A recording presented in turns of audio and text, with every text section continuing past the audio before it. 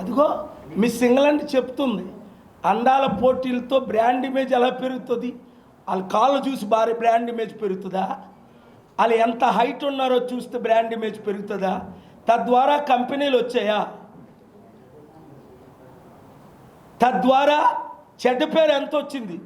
ఒక British miss England నన్ను ఒక వేశ్యగా చూస్తున్నారు, అయ్యి బాబోయ్ నేను ఇక్కడ ఉండలేనని పారిపోయిందే.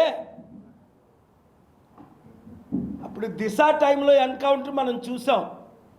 బ్రాండ్ ఇమేజ్ పడిపోయింది ఉన్నది ఈ అందాల పోటీల ద్వారా. మంచి ప్రశ్న బాబు. పడిపోయింది పాతాళానికి. అరే ఢిల్లీలో రేప్ జరిగినప్పుడు ఇది రేప్ క్యాపిటల్ ఆఫ్ ఇండియా అన్నారు ఢిల్లీని.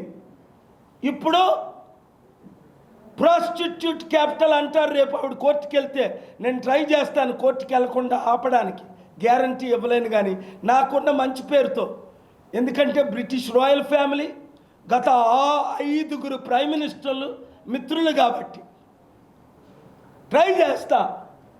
అమ్మా క్షమించు మా మూర్ఖుల్ని, నువ్వు అలా ఫీల్ అయ్యావు, ఒక వేశ్యగా నుండి ట్రీట్ చేశారు అంటున్నావు. నేను లేను అక్కడ.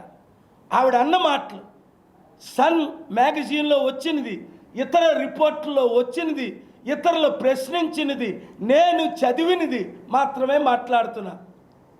దీనికి సరి అయిన దర్యాప్తు చేయాలి, దోషుల్ని శిక్షించాలి, తీవ్ర చర్యలు తీసుకోవాలి. వీళ్ళు ఏం చేయరని చెప్పేశారు కదా. పాలన రావాలి, పాలన మారాలి. ఇంకెంతకాలం? మళ్ళీ 7 లక్షల